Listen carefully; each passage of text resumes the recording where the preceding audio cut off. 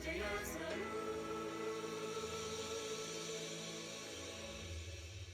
Jaya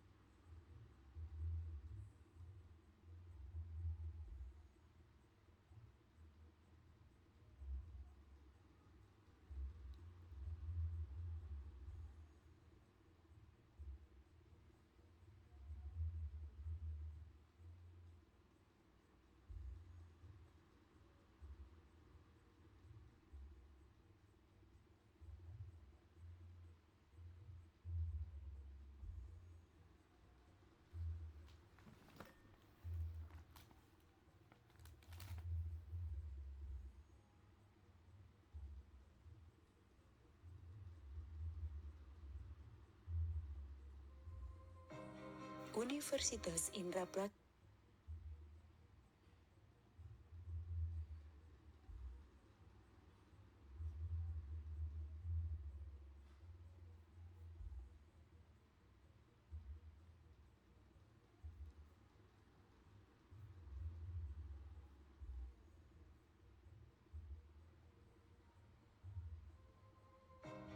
Universitas Indraprasta Universitas Indraprasta PGRI hadir di tengah masyarakat sebagai perguruan tinggi yang peduli terhadap pemerataan pendidikan bagi semua kalangan. Dengan visi universitas yang unggul dalam pembelajaran, Excellent Teaching University, membuat Universitas Indraprasta PGRI mampu berperan aktif dalam pengembangan sumber daya manusia profesional. Universitas Indraprasta PGRI menjadi perguruan tinggi swasta yang mendapatkan penghargaan Gubernur DKI Jakarta pada tahun 2019 sebagai kampus yang berpartisipasi dalam menanggulangi kemiskinan di DKI Jakarta. Universitas Indraprasta PGRI menyelenggarakan pendidikan dan pengajaran yang profesional sesuai dengan pengembangan ilmu pengetahuan, teknologi, dan seni. Sebagai perguruan tinggi yang peduli, mandiri, kreatif, dan adaptif, membuat Unindra menjadi pilihan untuk menempuh jenjang pendidikan lanjut ke perguruan tinggi. Dengan dana pendidikan yang terjangkau, Universitas Indraprasta PGRI tetap bertanggung jawab dengan memenuhi standar mutu pendidikan yang ditetapkan oleh pemerintah. Mengembangkan kuantitas serta kualitas, sarana pembelajaran dan proses belajar mengajar, serta meningkatkan kompetensi dan kualifikasi dari dosen sebagai pendidik profesional. Universitas Indraprasta PGRI memiliki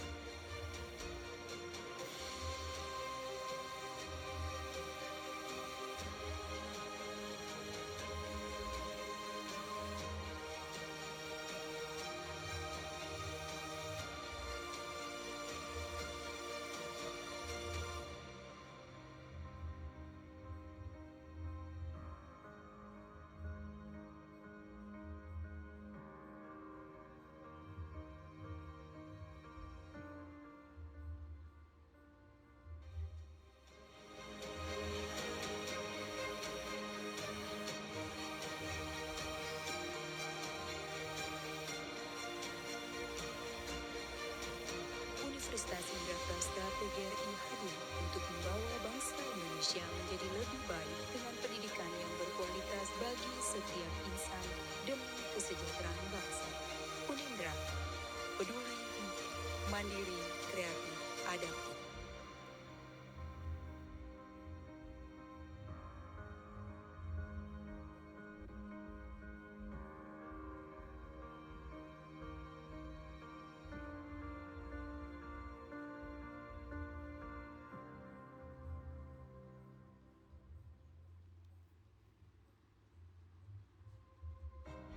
Universitas Indraprasta PGRI hadir di tengah masyarakat sebagai perguruan tinggi yang peduli terhadap pemerataan pendidikan bagi semua kalangan. Dengan visi universitas yang unggul dalam pembelajaran, Excellent Teaching University, membuat Universitas Indraprasta PGRI mampu berperan aktif dalam pengembangan sumber daya manusia profesional. Universitas Indraprasta PGRI menjadi perguruan tinggi swasta yang mendapatkan penghargaan Gubernur DKI Jakarta pada tahun 2019 sebagai kampus yang berpartisipasi dalam menanggulangi kemiskinan di DKI Jakarta. Universitas Indraprasta PGRI menyelenggarakan pendidikan dan pengajaran yang profesional sesuai dengan pengembangan ilmu pengetahuan, teknologi, dan seni. Sebagai perguruan tinggi yang peduli, mandiri, kreatif, dan adaptif, membuat Unindra menjadi pilihan untuk menempuh jenjang pendidikan lanjut ke perguruan tinggi. Dengan dana pendidikan yang terjangkau, Universitas Indraprasta PGRI tetap bertanggung jawab dengan memenuhi standar mutu pendidikan yang ditetapkan oleh pemerintah. Mengembangkan kuantitas serta kualitas, sarana pembelajaran dan proses belajar mengajar, serta meningkatkan kompetensi dan kualifikasi dari dosen sebagai pendidik profesional. Universitas Indraprasta PGRI memiliki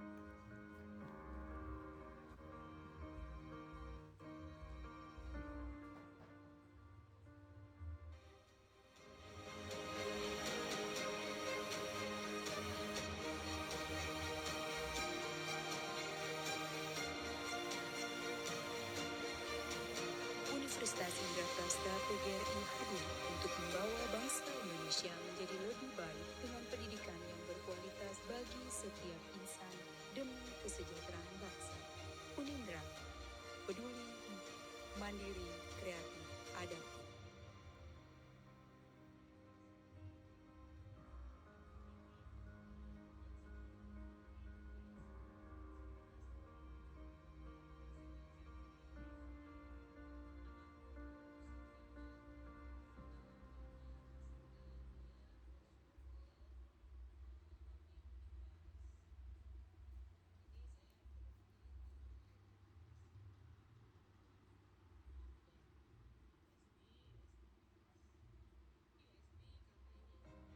Universitas Indraprasta PGRI hadir di tengah masyarakat sebagai perguruan tinggi yang peduli terhadap pemerataan pendidikan bagi semua kalangan.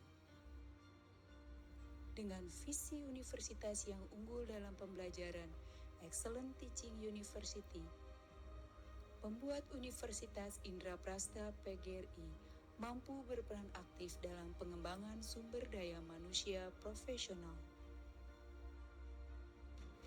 Universitas Indraprasta PGRI menjadi perguruan tinggi swasta yang mendapatkan penghargaan Gubernur DKI Jakarta pada tahun 2019 sebagai kampus yang berpartisipasi dalam menanggulangi kemiskinan di DKI Jakarta. Universitas Indraprasta PGRI menyelenggarakan pendidikan dan pengajaran yang profesional sesuai dengan pengembangan ilmu pengetahuan, teknologi, dan seni. Sebagai perguruan tinggi yang peduli, mandiri, kreatif, dan adaptif, membuat Unindra menjadi pilihan untuk menempuh jenjang pendidikan lanjut ke perguruan tinggi.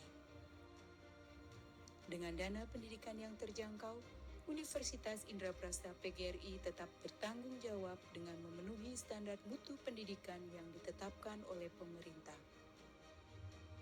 Mengembangkan kuantitas serta kualitas, sarana pembelajaran dan proses belajar mengajar, serta meningkatkan kompetensi dan kualifikasi dari dosen sebagai pendidik profesional. Universitas Indraprasta PGRI memiliki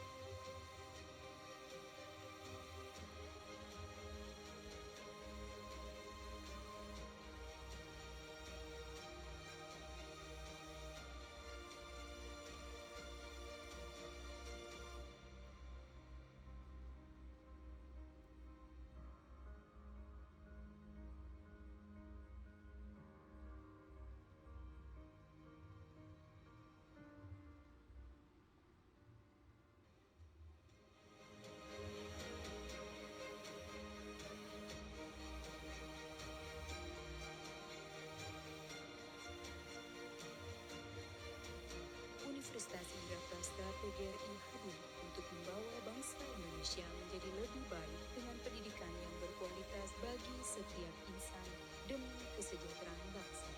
Unindra, peduli, mandiri, kreatif, adaptif.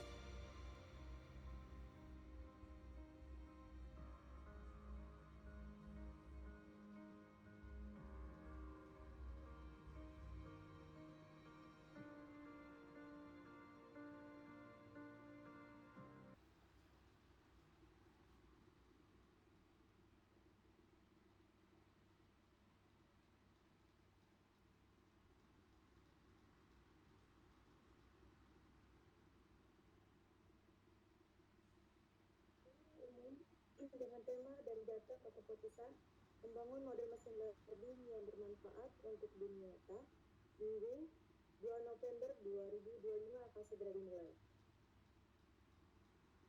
Yang terhormat Bapak Profesor Dr. Haji Sumaryoto selaku Rektor Universitas Indraprasta PGRI, yang terhormat Bapak Insinyur Haji Supardi Haris MT selaku Dekan Universitas Indraprasta PGRI, yang terhormat Ibu Melestari Mkom selaku Ketua Program Studi Teknik Informatika, yang terhormat Ibu Niwayan Parwati MMMkom selaku Sesprodi Teknik Informatika, yang terhormat Bapak Andreas Adi Trinoto MMSI selaku Ketua Sakaintek, yang terhormat Ibu Sobatul Aslamia Mkom selaku Ketua Panitia pada pagi hari ini, yang terhormat narasumber pada kuliah umum pagi hari ini yaitu Bapak Abdul Mufti Mkom, yang terhormat para undangan, Bapak Ibu peserta kuliah umum yang berbahagia dan kami banggakan. Assalamualaikum warahmatullahi wabarakatuh. Selamat pagi, salam sejahtera untuk kita semua. Alhamdulillah, puji syukur atas nikmat, karunia, dan rahmat yang Tuhan berikan kepada kita, sehingga kita masih diberi kesempatan berkumpul dan bersilaturahmi melalui online Zoom meeting ini dalam acara kuliah umum untuk berbagi ilmu dan sama-sama belajar dari narasumber kita yang luar biasa. Hadir sama program studi teknik informatika Universitas Indraprasta PGRI mempersembahkan kegiatan kuliah umum dengan tema dari data ke keputusan, membangun model mesin learning yang bermanfaat untuk dunia nyata. Kegiatan ini bertujuan untuk memberikan pemahaman yang lebih komprehensif mengenai bagaimana data dapat dimanfaatkan sebagai dasar pengambilan keputusan yang berbasis bukti. Harapannya, para dosen dan mahasiswa dapat semakin siap menghadapi tantangan era data dengan kemampuan analitis dan berpikir kritis yang lebih baik. Perkenalkan, saya Hoirunisa Mkom selaku pembawa acara sekaligus moderator yang akan memandu jalannya acara ini sampai dengan selesai. Bapak Ibu yang kami hormati, izinkan saya untuk membacakan susunan acara yang akan kita mulai bersama. Yang pertama, pembukaan, kemudian acara inti dan penutup. Agenda selanjutnya adalah lagu kebangsaan Indonesia Raya. Bapak dan Ibu, mari kita mendengarkan lagu Indonesia Raya dengan hikmat.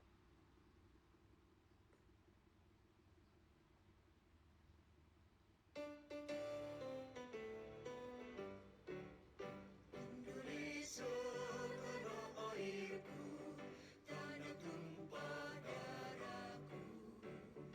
Di sana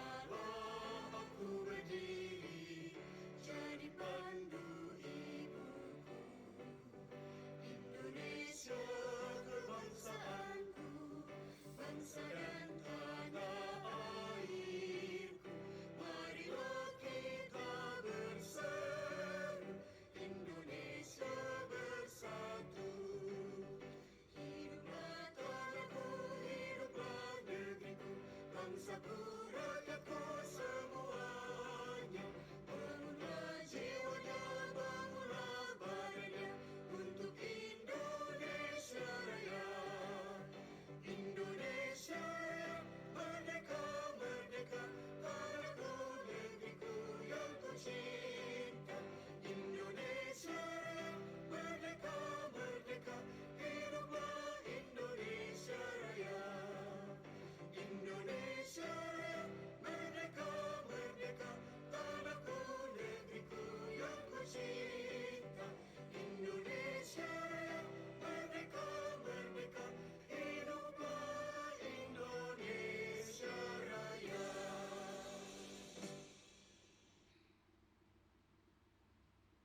Bapak Ibu yang kami hormati, sebelum mengawali kegiatan hari ini, mari kita berdoa dan mengucap syukur atas segala nikmat dan berkat yang Tuhan berikan kepada kita semua. Berdoa menurut agama dan kepercayaan masing-masing dimulai. Mari. Udah pulang. Berdoa selesai. Bapak Ibu, sebelum kita mulai, mohon izin untuk sesi dokumentasi. Silakan tim dokumentasi untuk memandu.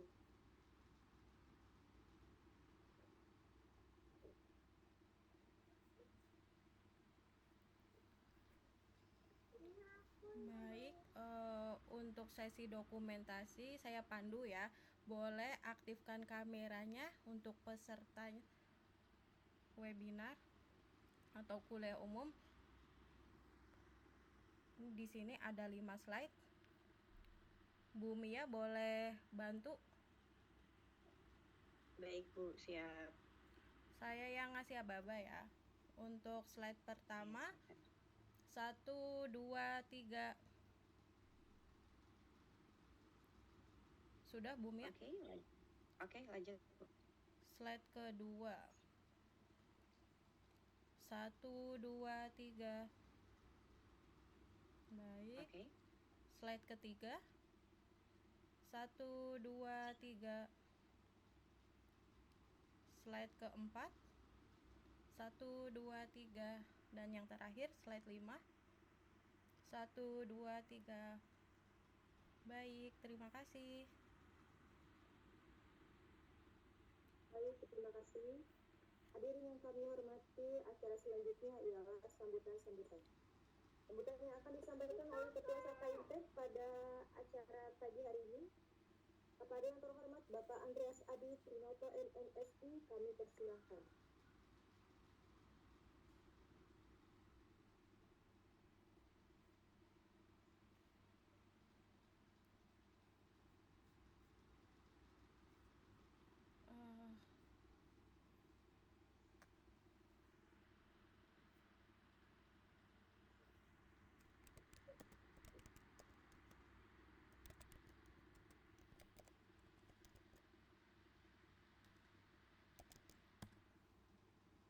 Mohon maaf Pak, speakernya masih di unmute itu, di mute.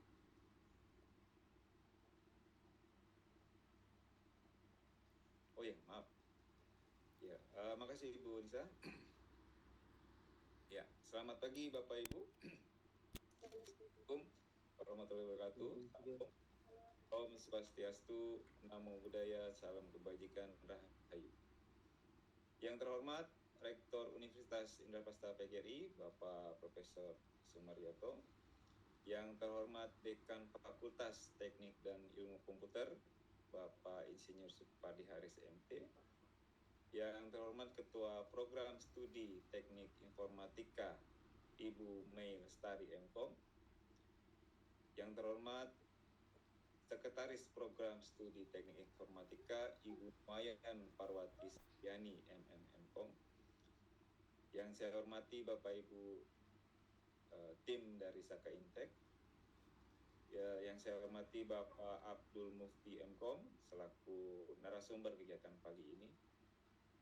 Yang kami hormati Bapak Ibu dosen Prodi Teknik Informatika yang berbahagia serta mahasiswa Teknik Informatika.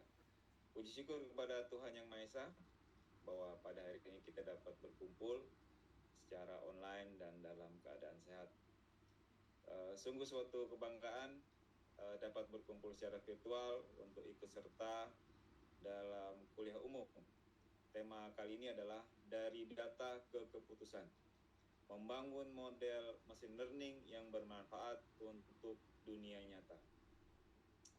Saya rasa machine learning bukan lagi konsep futuristik. Ia telah membentuk ulang industri, mulai kesehatan, kemudian keuangan, hingga sekarang media sosial.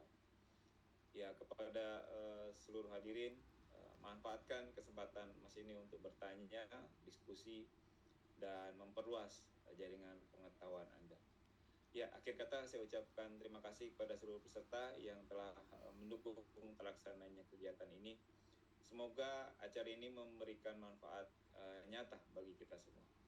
Terima kasih. Waktu dan tempat saya kembalikan ke Ibu Khoirunisa. Baik, terima kasih kami sampaikan kepada Bapak Andreas atas sambutan yang telah diberikan. Baik, Bapak dan Ibu, perlu saya sampaikan juga untuk daftar hadir akan dibagikan pada saat sesi diskusi dan tanya jawab dengan narasumber kita. Hadirin yang berbahagia, tibalah kita pada acara yang sangat dinantikan, yakni sesi penyampaian materi oleh Bapak Abdul Mufti MKOM. Sebelum kita memulai sesi utama, izinkan saya memperkenalkan narasumber yang telah hadir bersama kita pada pagi hari ini, Bapak Abdul Mufti MKOM. Beliau merupakan dosen pada program studi teknik informatika Universitas Indraprasta PGRI dengan keahlian dan pengalaman yang luas di bidang sistem informasi, analisis data, dan penerapan algoritma dalam mendukung pengambilan keputusan. Melalui berbagai penelitian dan publikasi ilmiah, beliau banyak membahas bagaimana data dapat dimanfaatkan secara optimal untuk menghasilkan keputusan yang lebih efektif dan berbasis bukti. Dengan kompetensi tersebut, tentu kehadiran beliau hari ini akan memberikan wawasan yang sangat berharga bagi kita semua. Baik, Bapak dan Ibu yang ingin berdiskusi atau mengajukan pertanyaan pada narasumber, silahkan menggunakan fitur raise hand atau menuliskan di kolom chat pertanyaan yang akan dijawab setelah sesi pemaparan materi selesai. Tanpa memperpanjang waktu, mari kita sambut pemaparan materi dari narasumber kita hari ini. Kepada Bapak Abdul Mufti kami persilahkan. Baik, terima kasih Bu Khoirunisa MKOM selaku moderator atas waktu yang telah diberikan kepada saya. Assalamualaikum warahmatullahi wabarakatuh. Selamat siang. Salam Om Swastiastu, Namo Buddhaya, salam kebajikan. Salam sejahtera buat kita semua. Sebelum beranjak ke materi, saya ingin mengucapkan banyak terima kasih kepada Pak Rektor, Bapak Profesor Dr. Haji Sumaryoto, kemudian juga Dekan Fakultas Teknik dan Ilmu Komputer, Bapak Insinyur Supardi Haris, MT. Tak lupa juga kita mengucapkan terima kasih kepada Ketua Prodi dan Sesprodi, Bu Mei Lestari MKOM dan Bu Niwayan Parwati MKOM. Kemudian terima kasih juga kepada Ketua Sakaintek beserta jajarannya nih, Pak Andreas Triloto. Dan kepada Ketua Panitia Pelaksanaan Kuliah Umum ini, Ibu Suwaibah Aslamia MKOM. Para hadirin, Bapak Ibu dosen serta mahasiswa, terima kasih telah hadir dalam acara ini. Baik, selanjutnya tidak berpanjang lebar, saya akan menyampaikan presentasi dari data keputusan membangun model machine learning yang bermanfaat untuk dunia nyata. Izin saya share screen terlebih dahulu.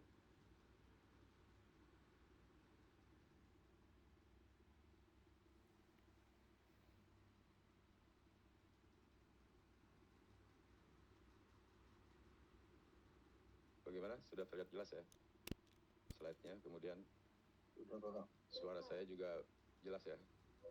Jelas, Pak. Sudah.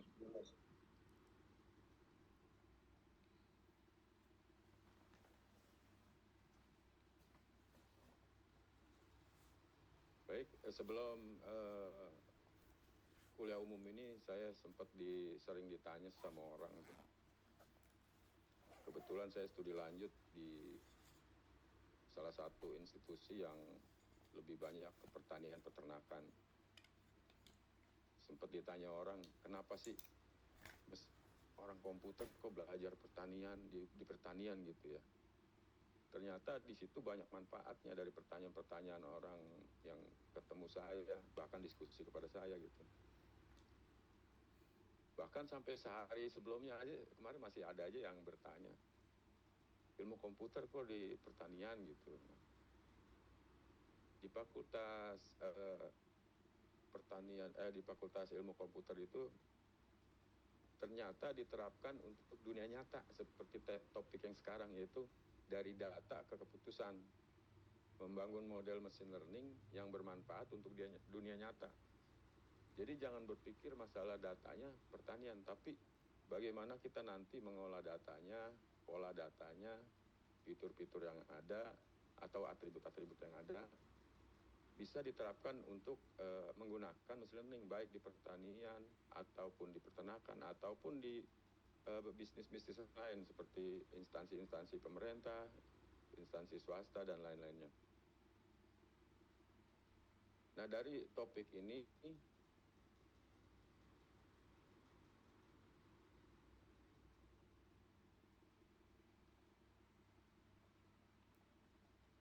jadi kita bisa transformasi data menjadi keputusan. Data apapun yang ada termasuk di internet itu yang sudah di-upload oleh instansi-instansi yang menggunakan hosting, bahkan ada yang menyediakan server untuk mempost atau mengupload data-data penelitian dari seluruh dunia gitu. Nah, di internet itu data itu udah banyak, berlimpah ruah, kaya akan data. Kemudian belum lagi yang masih di perjalanan atau masih diobservasi, dikumpulkan data-data melalui di lapangan. Sebenarnya data itu udah banyak sekali itu. Nah, sehingga tinggal kita aja nanti data ini mau diapain. Data banyak tapi pengetahuannya kurang gitu. Akhirnya kita membajirkan data-data tersebut. Padahal kalau kita tahu dengan teknologi analitik atau sekarang tuh yang lebih banyak digunakan pembelajaran machine learning, itu bisa mengolah data tersebut. Baik nanti untuk dari segi untuk mengklasifikasikan atau mengklasterkan atau bahkan memprediksi. Nah, itu yang akan menjadi keputusan. Jadi data apapun nanti dari mengubah intuisi menjadi keputusan berbasis bukti gitu.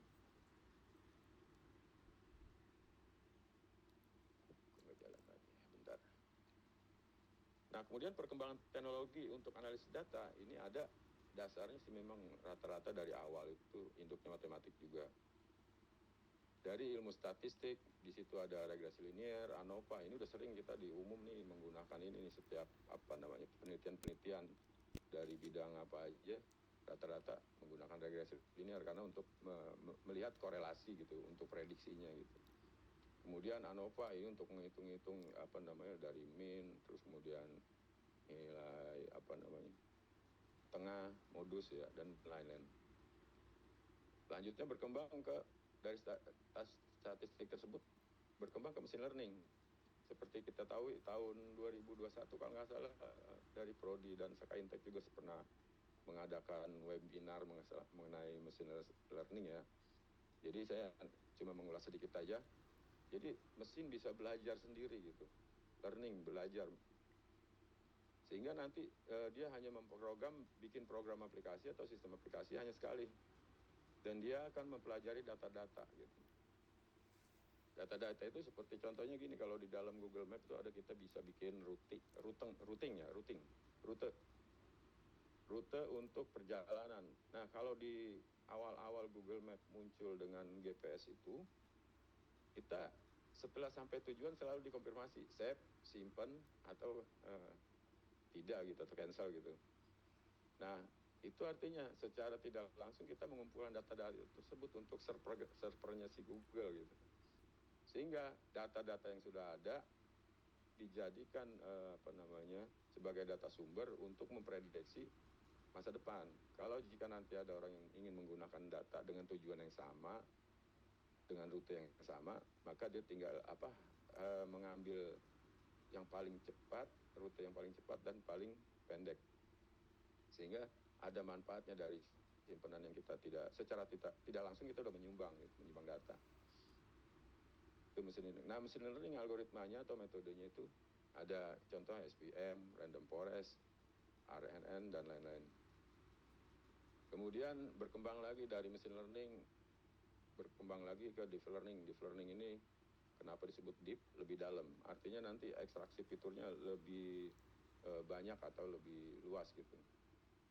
Kemudian reinforcement learning.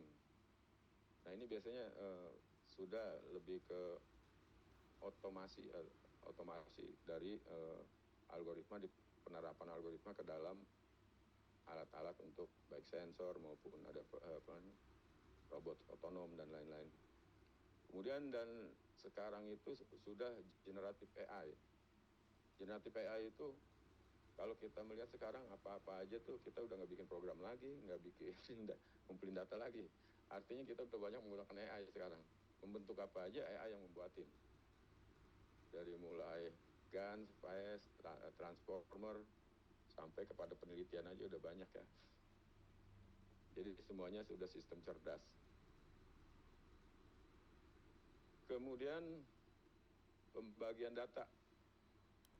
Di dalam mesin learning, itu data harusnya dibagi 3. Ada data validasi. Nanti di bagian contoh ada validasi. Yang pertama, data itu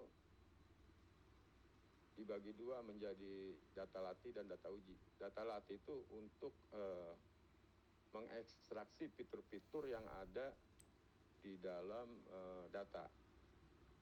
Sehingga nanti bisa menentukan hasil, tergantung hasilnya mau klasifikasi atau prediksi nanti.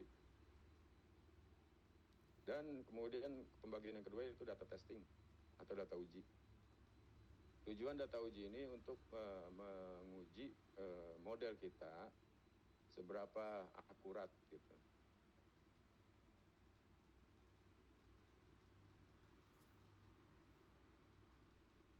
Berikut diagram alir tahapan penelitian dengan pendekatan machine learning.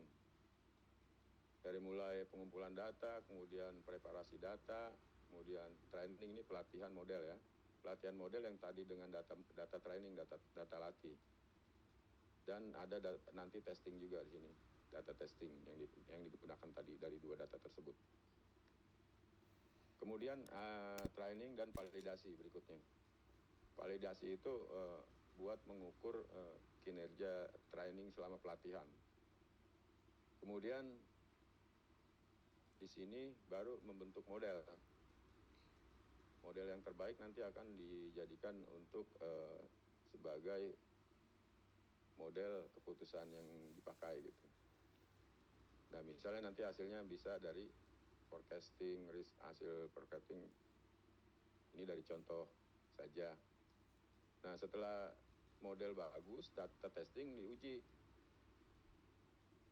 Menemukan hasil, jangan langsung memutuskan kalau model ini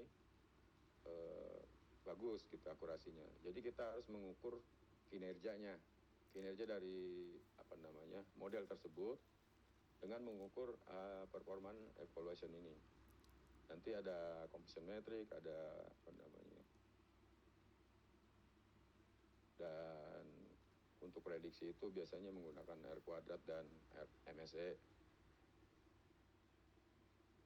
Nah, ini contoh di sebelah kanan ini, gambar bagian kanan ini. Ini contoh misalnya ada data universitas, misalnya mahasiswa gitu ya. Menggunakan algoritma atau metodenya, modelnya CNN, kemudian LSTM untuk prediksinya. Ini integrasi nih, termasuk kebaruan dari penelitian biasanya. Selanjutnya bagaimana cara mengumpulkan data? Nah, data itu dikumpulkan bisa ada data primer, kemudian ada data sekunder. Kalau data sekunder sih lebih mudah ya kita mendownload atau mengunduh. Baik dari, udah banyak server-server yang menyediakan data seperti Kaggle, kemudian ada GitHub, ada UCI ya, UCI, kemudian ada Erdas dan sebagainya, banyak server-server, bahkan server instansi aja menyimpan data di situ. Untuk data primer biasanya kita langsung mengambil data. Sebagai contoh kita mengambil gambar-gambar, misalnya gambar apa aja, bisa butuh apa, gambar dari pertanian atau peternakan atau bahkan yang bisnis-bisnis yang lain ya. Itu yang dibuat contoh itu datanya data pakan ternak untuk di kuliah umum ini. Nah, kemudian jenis data juga ada data citra, ada teks, numerik, sensor, dan lain-lain. Untuk data citra biasanya kita menggunakan kamera digital, mengambilnya observasi, mengumpulkan datanya. Ada smartphone, ini supaya lebih efisien atau lebih hemat biaya nih. Kalau drone udah lumayan. Mikroskop digital maksudnya. Selanjutnya bagaimana tahapan pengumpulan datanya? Yang pertama kita ngumpulin data nih, sumber datanya kita ambil baik dari, terserah tadi misalnya mau pakai yang primer atau pakai sekunder. Kemudian nanti kalau dia misalnya primer, ini rata-rata mengambil contoh yang primer ya, karena saya kaitkan dengan penelitian saya juga. Mengambil foto dengan smartphone Oppo F5. Tujuannya nanti kenapa pakai handphone gitu, nanti begitu testingnya juga pakai handphone buat buat ngambil gambarnya, sehingga nanti lebih hemat biaya. Sekarang kalau di pertanian itu kan biaya mengecek pakan ternak itu menggunakan, misalnya kalaupun dia kimia basah untuk mengetahui kandungan nutrisinya itu sekitar 12 hari lamanya dari beberapa penelitian. Kemudian untuk pakai near infrared memang cepat, 5 sampai 10 menit per sampel. Nah, cuma harganya harga near infrared yang seri N500 itu harganya 2,6 miliar. Sehingga biayanya besar. Sedangkan untuk pertanian kalau menggunakan itu gedean biaya peralatan daripada operasional yang lain gitu. Nah, makanya di sini dalam penelitian saya ini itu menggunakan smartphone lebih murah. Jadi nanti untuk peternakan itu lebih hemat biaya. Nah, kemudian dari data tersebut biasanya kita preparasi tadi dan praproses data, istilahnya disebutnya di dalam machine learning praproses data. Nah, di sini kami juga merubah karena dataset penggunaan metode atau model CNN itu rata-rata di beberapa penelitian lebih dari 1.000. Sedangkan saya hanya mendapatkan sampel 99.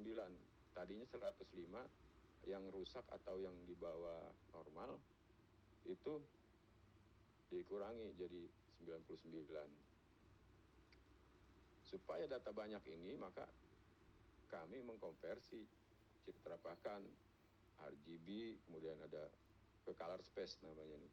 Nanti ada di pengolahan citra kalau di kuliahnya itu. Ya mudah-mudahan nanti Pak Andreas mengadakan lagi untuk pengolahan citra gitu. Cuma bukan saya ini bidangnya nih. RGB, grayscale, HASP, dan LAB. Kemudian setelah citra dikonversi, jumlah itu dari 99 jadi 396. Sehingga masih kurang 396. Nanti ada prosedur berikutnya. Selain data citra diambil, dikumpulkan, kemudian data kandungan nutrisi juga penelitian kami melakukan ini dari infrared untuk mengetahui masing-masing kandungan nutrisi dari pakan, dari citra pakan. Karena pakan itu kan dia secara visual kita bisa melihat ada tekstur, bentuk, dan warna. Sehingga dari tekstur warna itu nanti dia akan diprediksi kandungan nutrisinya. Nah, tujuan pengumpulan data itu untuk membangun dataset citra yang dapat digunakan oleh model CNN dan Random Forest Regressor dalam memperkirakan nilai nutrisi pakan.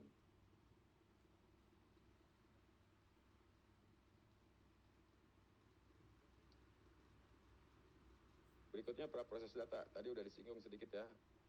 Jadi tujuan praproses data yang penting tujuan praproses data kita tahu.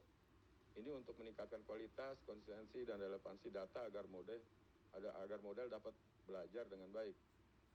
Ini yang sering bermasalah di masalah missing value dan outlier.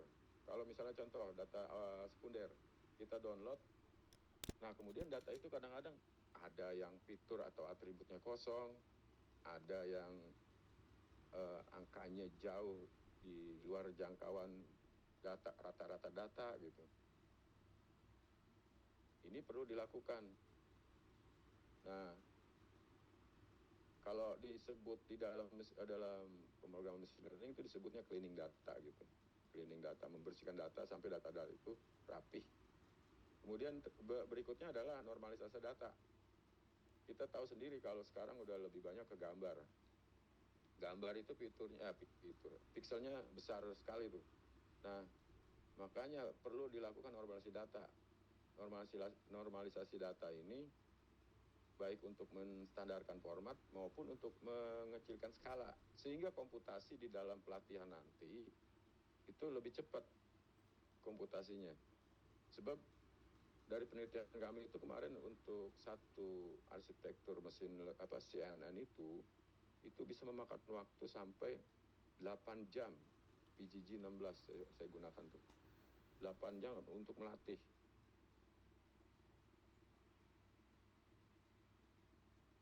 Nah, ini contoh sederhana dari outlier ya. Kalau misalnya rata-rata tinggi badan manusia dewasa ini 160 sampai 180. Misalnya atribut ada seperti ini. Nah, ternyata ada data yang 285 tinggi manusia dewasa. Berarti kan udah di luar biasanya manusia, sehingga itu yang disebut outlier. Kemudian bagaimana penanganannya? Ya menghapus data. Jadi data yang seperti itu kita hapus saja. Daripada nanti kita melatih model sampai dievaluasi tidak bagus-bagus atau akurasinya tidak meningkat. Dan bisa mengganti dengan nilai median. Atau ya mungkin kalau misalnya diakalin juga nggak bagus juga, penelitian nggak bagus kalau untuk diakalin. Saya makanya walaupun akurasi kita masih rendah, ya coba dilatih dengan tuning parameter aja gitu. Data jangan dirubah karena itu penting sekali. Kita kalau misalnya nanti prediksi buat masalah penyakit kan repot. Bisa diprediksi misalnya orang sakit dibilang enggak, orang enggak dibilang sakit. Nah itu kan agak-agak jadi orang nanti masalah mentalnya jadi down gitu. Kemudian bagaimana tahapan proses? Nah, kalau dari penelitian kami ini, data citra yang tadinya masih pikselnya bebas gitu, untuk melatih ke dalam CNN dari banyak penelitian yang saya baca itu, rata-rata akurasi model itu citranya diubah menjadi 224 dikali 224 piksel. Sehingga kami mengikuti referensi tersebut. Menjadi 224 kali 224 piksel. Kemudian tadi citra dikonversi ke 4 ruang warna tadi yang berbeda sudah ya. Kemudian augmentasi. Nah, ini augmentasi ini dari 396 tadi, augmentasi berikutnya ada merotasi. Jadi dari satu bentuk dirotasi dengan secara jarum jam ya, 45 derajat sehingga satu citra bisa menghasilkan 4 citra lagi. Tinggal dikalikan 4 aja. Ini untuk memperbanyak variasi ya. Nah, selain rotasi ada juga flip. flip itu menggeser atau membalikan secara horizontal. Sehingga kalau misalnya dua kali flip aja, tadi 4 ditambah 2 berarti udah 6. Satu citra itu bisa 6, nambah 6 citra. Jadi 396 tinggal dikalikan aja itu. Nah, akhirnya saya dapat lebih dari 1000, aman lah gitu. Yaitu tadi kalau data terlalu sedikit untuk CNN itu bisa untuk mencegah terjadi overfitting. Dan pelatihannya juga lebih bagus. Jadi kalau baru misalnya di bawah 200 atau di bawah 100, mungkin grafiknya belum meningkat dalam pelatihan tapi udah selesai gitu. Jadi sampai stabil pelatihannya. Kemudian kita juga melakukan, ini urusannya near infrared, ini udah di dalam paket near infrared nih, metode ini standar normal variat SNP. Jadi merubah gelombang atau microwave itu menjadi rumus kimia. Kalau misalnya contoh kadar air H2O berapa gitu nanti. Itu yang baik dari cleaning datanya, cleaning gelombang microwave tersebut maupun merapikan datanya gitu. Ini metodenya.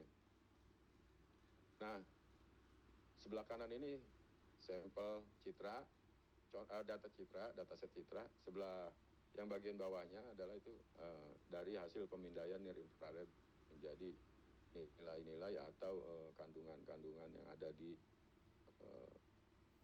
pakan. Nah, kemudian normalisasi data. Jadi nilai pixel tadi sudah dirubah, kemudian kita rubah dari pixel. Biasanya kan satu warna itu ada 0 sampai 255.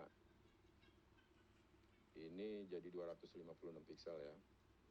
Menjadi skalanya 0 sampai 1. Sama nanti juga kalau kita menguji kinerja biasanya diskalakan menjadi 0 sampai 1. Yaitu tadi lagi-lagi supaya komputasinya juga ada manfaatnya lebih cepat.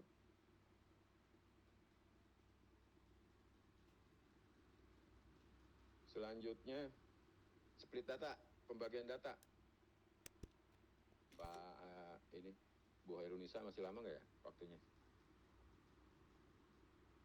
Masih Pak, silakan Pak Takutnya kelamaan nih. Split data itu pembagian data. Jadi tujuan pembagian data ini pertama untuk melatih melatih model, yang kedua untuk memvalidasi model, dan terakhir untuk testing model. Testing metode yang arsitektur yang kita gunakan apa, nanti dites. Kemudian kisaran untuk data latih itu 60 sampai 80%, kemudian data validasi. Nah, ini yang tadi saya bilang dibagi 3, validasi 10 sampai 20%, kemudian data uji 10 sampai 20%, jadi total 100. Di penelitian kami membagi yang data latih 70%, data validasi 10%, data ujinya 20%, sehingga 70, 10 dan 20 jadi 100%.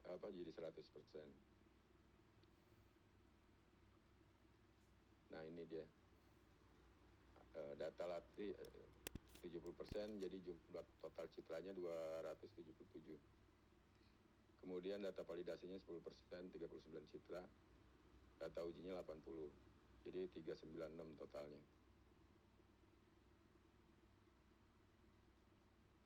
Kemudian bagaimana cara memilih model? Nah, kita lihat kalau di dalam nanti kita mau meneliti gitu,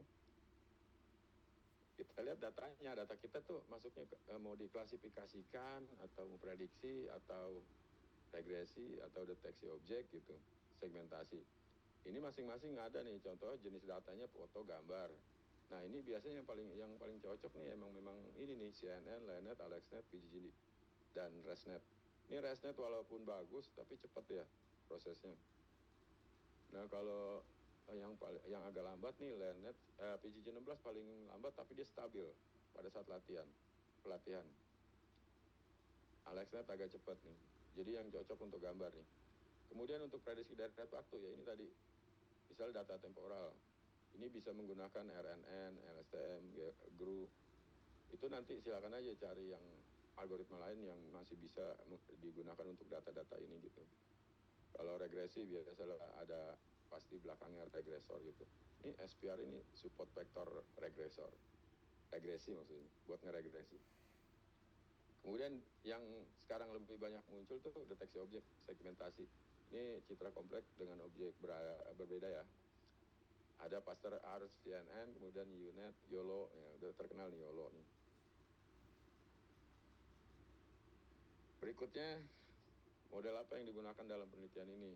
Nah, penelitian saya menggunakan CNN, nanti ada melatih 3 model CNN, AlexNet, LeNet, 5 yang Lecun, oleh Lecun, Jan Lecun, kemudian AlexNet oleh Krepsky, terus sama satu lagi PGG-16, itu dari PGG Group. Jadi citra berlabel dimasukkan ke dalam CNN. Jadi tadi citra udah dikasih label, citra ini citra apa gitu. Misalnya jenis pakan apa, terus sama dikasih kode gitu supaya kita tahu dengan label tersebut. Untuk diklasifikasikan menjadi 3 kelas yang kami bikin itu ada sesuai dengan standar nasional Indonesia. Kalau di pakan ayam broiler itu ada 3 kategori.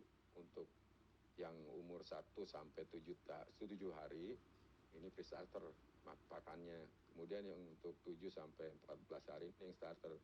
14 sampai panen itu pakannya finisher ya jenisnya. Kemudian model yang kedua yang dibangun oleh kami itu model CNN yang tadi udah dipilih dari 3 arsitektur. Misalnya di sini PGG-16 paling baik ya, akurasi paling tinggi. Kami integrasikan dengan random forest regressor atau di hybrid. Sehingga nanti dari ekstraktur citra ekstraktur dari fitur dari citra itu yang dilakukan oleh PG-16 sebagai inputan random forest. Sehingga nanti akhirnya bisa mengestimasi nutrisi dari foto dari citra.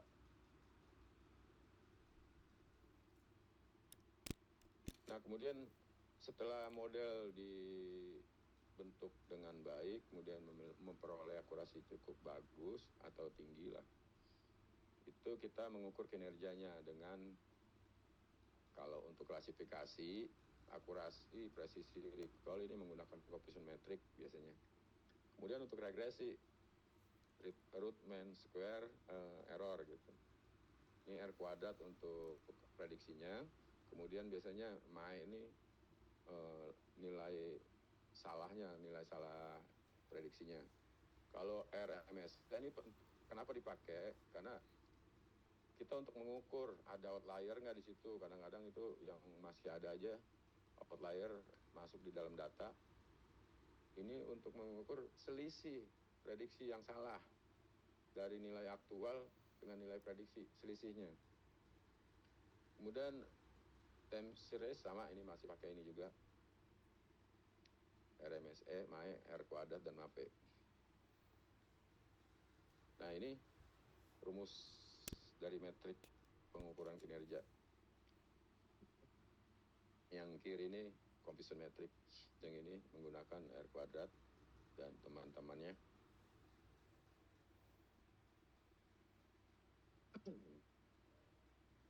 Nah, kita lihat tadi base modelnya tuh PGG-16.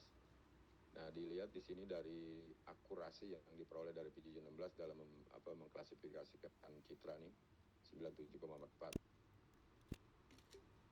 Precision dan recall ini sama seperti tadi, nilai aktual, selisih nilai aktual yang dengan nilai prediksi, nilai klasifikasi.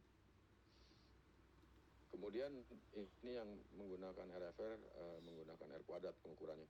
Jadi yang paling tinggi itu pada kadar air itu 80,18%. Dengan min absolutnya, kesalahannya, errornya, ini 0,3021.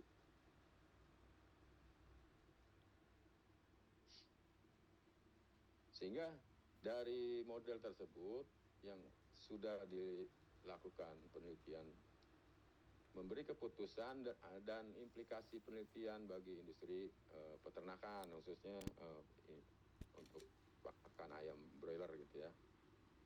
Sehingga di situ nanti ada keputusan. Kalau modelnya nanti ini sedang saya buat prototipe kecilnya. Jadi kita bisa lebih bermanfaat. Ini dengan ukuran detik bisa mengetahui kandungan nutrisi dari citra pakan. Kemudian citra pakan itu kandungan nutrisi itu tadi ada bahan kering, kadar air, lemak kasar dan protein kasar. Ini yang jadi bisa ketahuan lemaknya berapa, proteinnya berapa, kadar dari pakan. Nah ini bisa untuk deteksi dini, pengawasan mutu pakan gitu. Kalau dikembangkan dengan IoT nanti. Tapi sebenarnya sekarang pakai handphone aja udah pakai online gitu ya, pakai internet sebenarnya udah bisa, nggak perlu pakai IoT. Di server aja disiapkan datanya gitu. Ya termasuk IoT juga ya. Sebagai penutup bagian akhir ya, perkembangan mesin learning telah merevolusi cara kita memahami data dari sekadar observasi menuju pemahaman yang mendalam dan prediksi yang cerdas. Dengan kekuatan algoritma dan kemampuan adaptasinya, mesin learning menjembatani antara data mentah dan keputusan yang berdampak nyata bagi kemajuan ilmu pengetahuan dan industri. Demikian presentasi kuliah umum ini serta penelitian kami. Mudah-mudahan ada manfaatnya bagi Bapak, Ibu dosen, serta mahasiswa yang mengikuti acara kuliah umum ini. Saya kembalikan kepada moderator Bu Khairun SAMKOM. Baik Bapak, terima kasih. Terima kasih banyak kepada Bapak Abdul Mufti atas pemaparan yang sangat menarik dan informatif ini. Kita telah mendapat banyak wawasan yang beragam ya, banyak sekali tentang bagaimana data itu dapat diolah menjadi dasar dalam pengambilan keputusan yang lebih tepat dan berbasis bukti. Baik, Bapak Ibu, berikut kita akan buka sesi tanya jawab. Bagi Bapak Ibu yang ingin berdiskusi atau memberikan pertanyaan kepada Bapak Abdul Mufti, narasumber kita, silakan Bapak Ibu dapat raise hand atau dapat mengetik pertanyaan itu di kolom chat yang tersedia. Silakan Bapak Ibu. Izin Pak, di sini sudah ada 2 pertanyaan ya. Oke. Mungkin bisa Bapak langsung di chat itu ya, di kolom chat ya. Jawab dulu. Pertanyaan dari Bu Opitasari ya. Bagaimana cara untuk menanggulangi overfitting apabila dari salah satu sumber data yang kita miliki terlalu banyak noise? Oh iya, kalau misalnya nanti kita udah menggunakan Python ya, Python aja ya.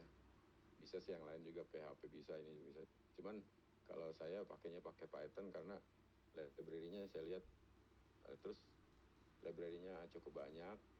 Kemudian juga lebih manusiawi bahasanya, bahasa tingkat tinggi yang mirip manusia. Itu biasanya ada namanya library Pandas kalau nggak salah, itu buat menghindari overfitting ini dari outlier yang ada ya, noise itu. Nanti di cleaning data menggunakan library itu. Jawaban itu yang singkat aja ya, udah itu, seperti itu aja. Kalau kita manual kan lama gitu. Geblek. Kemudian pertanyaan berikutnya, bagaimana prinsip kerja dari algoritma ke nearest neighbor? Nah, kalau KNN itu, saya singkat aja nyebutnya KNN, lebih spesialisnya ke klasifikasi. Datanya, yang penting kita tahu datanya. KNN ini cocoknya dengan data apa? Data yang berlabel kalau udah bicara klasifikasi. Jadi setiap data dia harus ada labelnya.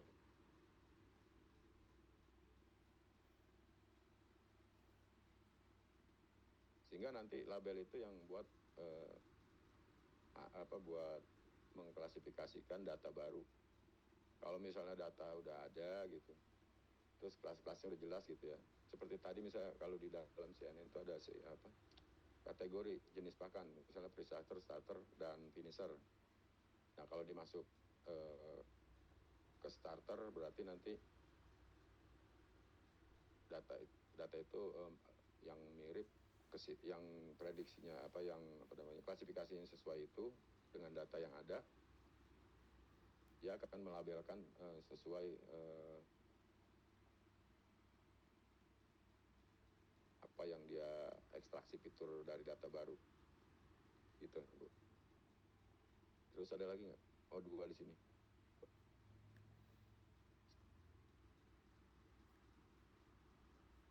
Bagaimana Bu Opitasari dan dan Pak Apriliawan Rizky. Satu lagi ada Pak, tapi dia nggak. Oh, ada satu lagi dipanggil. ya baru. Dengan metode yang Bapak pakai, apakah bisa metode tersebut digunakan dengan jenis ayam yang lain, mengingat banyak jenis ayam seperti KUB, dan bagaimana cara menentukan metode yang sesuai untuk mencapai suatu keputusan? Nah, untuk objek atau datanya, data ini jatuhnya ke data yang primer ya. Kita boleh mengambil data apa aja. Yang penting kita ingat tadi, di antara 3 data itu termasuk bisa diklasifikasikan atau diklasterisasi atau diprediksi. Nah 3 itu kalau datanya sudah ketemu di situ, jadi nanti tinggal menggunakan tadi yang kalau misal dia prediksi, kita lebih cocok kemana gitu. Tadi algoritma mesin learning-nya. KNN ini termasuk ke klasifikasi. Kalau clustering, K-means. Kalau K-means nanti dia membuat sigmoid dulu, titik tengah dulu. Seperti itu ya. Jadi data apa aja bisa. Cuman kalau hubungan dengan penelitian saya, ini karena udah hybrid, ini datanya udah multivariat ya, antara data citra dengan data kandungan nutrisi. Dari mulai kadar-kadar protein, lemak kasar, terus serat kasar, dan lain-lain itu 7 nutrisi itu harus dicek dengan near infrared atau VME basah gitu. Kalau VME basah kalau lama. Tapi kalau misalnya nanti mau tanpa pakai prediksi, misalnya kita mau mengklasifikasikan buah apel atau buah pisang. Nah kalau misalnya buah apel atau buah pisang itu udah cukup satu aja CNN misalnya. Misalnya contoh kematangan buah gitu ya. Nanti dilihat di situ fitur-fitur dari gambar citra buah-buah tersebut, dia fitur-fiturnya terbaca oleh CNN di kopulusi dan di max pooling. Kemudian nanti dia bisa mengklasifikasikan ini buah matang, ini buah mentah, ini buah tanggung gitu, 3 misalnya. Ada 2 aja dah, matang atau mentah. Nah dari situ kalau datanya masuk ke situ berarti klasifikasi masuk ke situ. Memang agak beda ini penelitian saya, karena kalau nggak begitu nggak rumit dan nggak muncul kebaruan saya. Jadi yang penting itu ada state of the art ya itu. Di situ ya, Pak Fahru Roji ini ya, kawan saya ini. Besok itu sambil ngopi boleh diskusi Pak Fahru Roji. Kalau kurang jelas dari sekarang. Ada lagi pertanyaan di question. Di kolom chat masih ada ya? Di kolom chat ini tuh yang dia terpental sendiri di question and answer. Oh. Saya bertanya Pak, dalam machine learning itu kesalahan dari programmernya yang sering terjadi di bagian mana? Apanya? Dalam machine learning ML itu kesalahan dari para programmernya, dari pemrogramannya yang sering terjadi itu di bagian mana? Kesalahan dari para pemrogramannya yang sering terjadi. Ya implementasi deploy itu ya. algoritmanya. Kalau saya ngelihatnya sih semua pembuatan program atau membangun programnya itu sama aja dengan program-program lain. Bedanya dia menggunakan di dalamnya ada algoritma machine learning, itu aja. Adapun hal-hal lain mungkin nanti karena di situ lebih mudah sebenarnya, banyak library yang mendukung.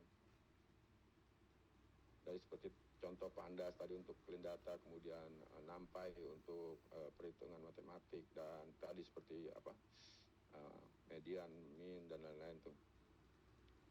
Jadi hitungannya sama saja seperti pemrograman aplikasi yang lain. Hanya dia dimasukin semacam, kalau di dalam program lain kan ada prosedur ya. Kalau di sini ada algoritma machine learning dimasukkan ke dalam situ, dalam programnya. Gitu, Bu.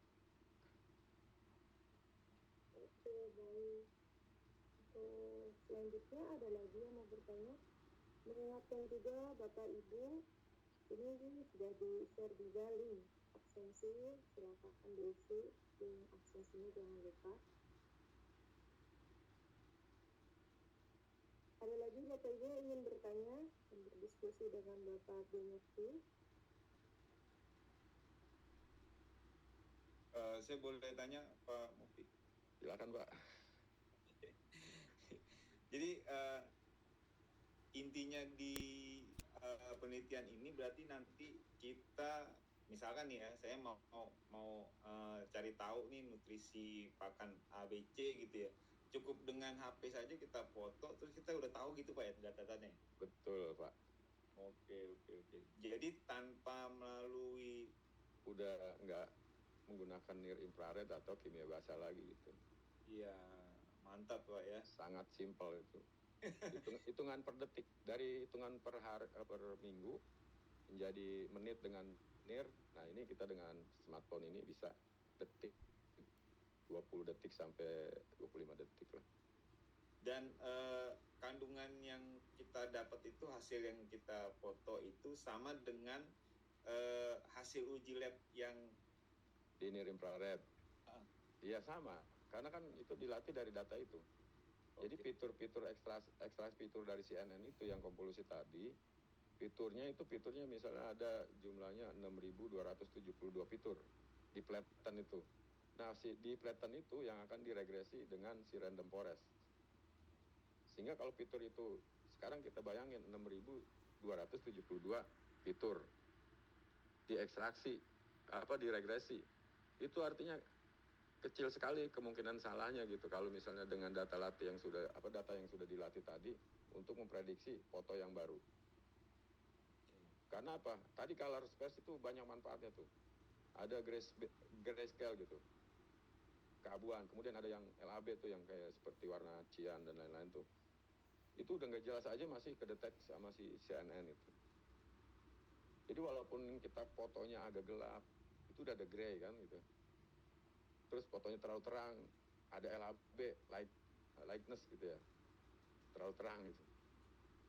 Nah, sehingga dengan color space sebenarnya saya itu buat tujuannya tadi memperbanyak dataset.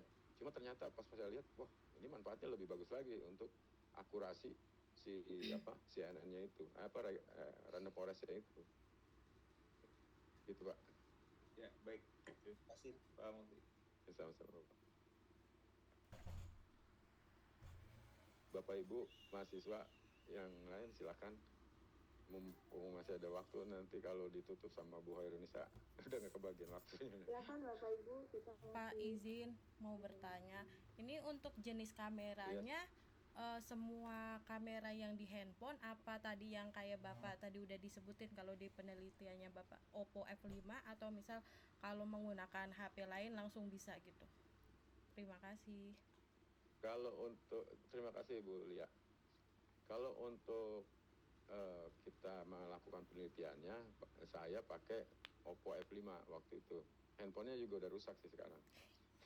Oppo F5 itu karena saya lihat ini resolusinya cukup bagus ya. Waktu itu dibilang kamera inilah, apa namanya, yang kalau pembohong itu kamera jahat. Oppo F5 terkenal di awal tuh ya. Nah, cuma saya pakai yang orisinil, nggak pakai di filter, nggak pakai di efek gitu. Saya coba di abu waktu itu sebelum ke lab, karena kan ke lab itu kita paling nggak enak buat berapa kali bayar gitu untuk satu sampel berapa gitu. Ternyata tajam sekali itu pikselnya. Nah, untuk penggunaan aplikasi ini, kalau misalnya nanti prototipenya, udah ada sih saya kalau pengen lihat. Prototipe aplikasinya itu boleh menggunakan handphone apa aja. Karena di situ tadi selain tadi apa namanya color space tadi, dia juga apa sih yang argumentasi itu saya lupa namanya, yang dari terang ke gelap itu udah divariasikan. Istilahnya saya lupa tuh. Jadi ada argumentasi itu ada 3 tadi yang digunakan di dalam penelitian kami itu, dari mulai rotasi 45 derajat, kemudian flip horizontal, membalik secara horizontal. Terakhir itu masalah apa namanya? Kontras dari cahaya terang ke gelap gitu. Dan nilainya 0 sampai 255 itu, dari 0 sampai 25. Bukan hitam putih ya, tapi terang ke gelap. Makanya grayscale itu bukannya hitam putih ya, tapi 0 sampai 255, bukan 0 dan 1. Jadi ada tahapan tuh dari mulai gelap sampai ke terang, itu perubahan kontras namanya. Nah, sehingga dengan handphone apa aja, paling enggak ya standar handphone sekarang tuh udah bisa buat apa namanya, testing loh. Gitu, Bu. Oh, Jadi memang banyak alat-alat di dalam sebelum apa namanya proses data itu agak banyak dilakukan. oke, baik, terima kasih Pak. Jadi ini sangat-sangat mempermudah bagi peternak ya Betul. untuk penelitiannya. Terima kasih Pak. Sama-sama. Baik Pak, mungkin ada satu lagi pertanyaan Di kolom chat ya. dari Bapak Ahmad Masud. Menurut Bapak untuk mahasiswa Unindra yang mau nekunin mesin learning, itu mesin bukan mecing ya. Mesin learning itu gimana Pak step-stepnya? Besok, ini semester berapa nih Pak Ahmad Masud? Saya semester 7 Pak, maaf. 7, harusnya semester 7. Mesin Udah learning sempat di semester kemarin Pak. semester 6 kan ya, data mining ya? Iya, ada nama. Nah, kalau kita dasar-dasarnya dari apa namanya hasil kuliah, kita ikuti aja yang udah didapat dari kuliah. Cuman memang hitung-hitungan itu nanti hilang kalau di dalam aplikasi. Itu hitung-hitungannya udah diganti dengan library biasanya. Ada TensorFlow misalnya, dari saya sih ANN pakai TensorFlow gitu. Jadi nanti nggak terlalu banyak hitung matematik lagi gitu, library yang dipakai. Jadi ringan tuh untuk belajar machine learning sebenarnya. Tinggal basicnya pertama yaitu pemrograman apa yang kita mau gitu. Satu aja, Python atau R gitu. Kalau R itu singkat, tapi dia nggak manusiawi. Bisa nggak di Python 2 baris, 3 baris, dia bisa 1 baris perintah di R, pemrograman R. Cuma kalau bahasa manusiawi sih ya memang di Python. Jadi mulailah untuk ini apa namanya, mencoba apa yang udah didapat dari kuliah semester 6 kemarin dengan Python gitu. Nanti semakin banyak praktek kita semakin bisa itu. Dan akan ketemu nanti apa yang gap antara kita dengan machine learning nggak bisa bersatu jadi satu gitu. Itu awalnya ya. Silakan nanti urusan pengalaman nanti ketemu sendiri di lapangan pada saat implementasi. Terima kasih Mas Ahmad. Gimana? Terima kasih Pak. Baik Bapak Ibu, ada lagi yang mau bertanya? Satu lagi untuk pertanyaan.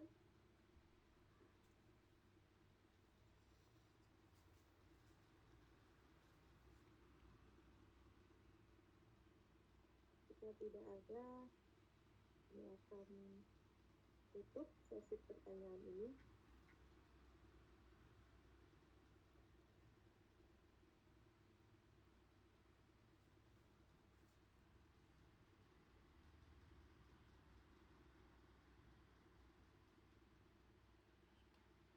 sepertinya Oke. tidak ada lagi, Bu.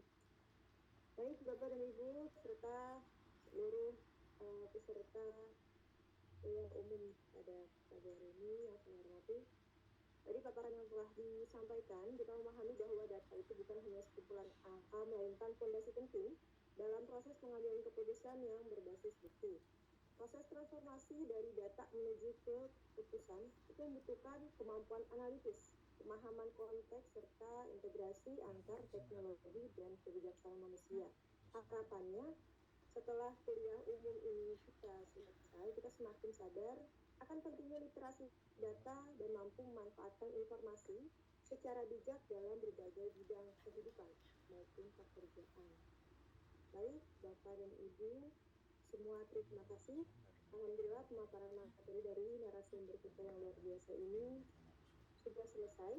Terima kasih banyak kepada Bapak Abdul Mufti Mkom dan terima kasih juga untuk seluruh peserta yang sudah aktif berpartisipasi, bertanya, menyimak acara ini dengan sangat baik. Sebelumnya kita mau dokumentasi dulu.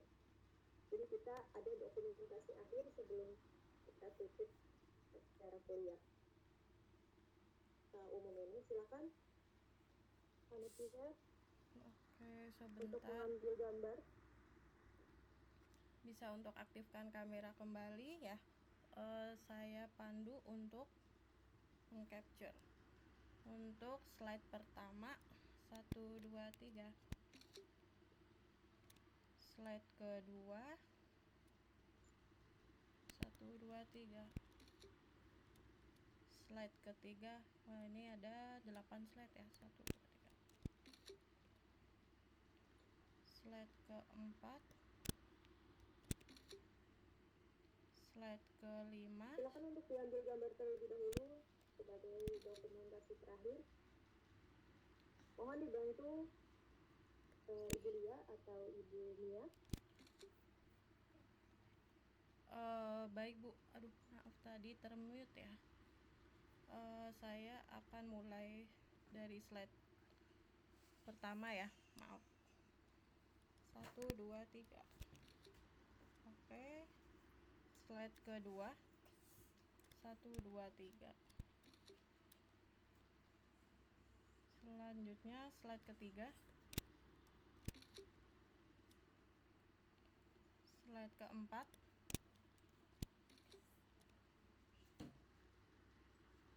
slide kelima 1, 2, 3. Slide ke-6 1, 2, 3. Slide ke-7 dan terakhir slide ke-8. Oke, terima kasih. Terima kasih Ibu Lia. Baik, Ya, saya sama-sama, Bu. Vanessa selaku pembawa acara mewakili seluruh panitia yang bertugas mengucapkan terima kasih dan mohon maaf dengan tulis apabila ada kekurangan dalam penyelenggaraan kegiatan ini. Sekian dan sampai jumpa lagi pada acara kegiatan berikutnya. Billahi taufiq wal hidayah. Assalamualaikum warahmatullahi wabarakatuh. Waalaikumsalam warahmatullahi wabarakatuh. Terima kasih Pak Mufti. Terima kasih rekan-rekan yang lain. Terima kasih Kak Bu Intes. Heroisa. Bu Soewa. Terima kasih Bapak.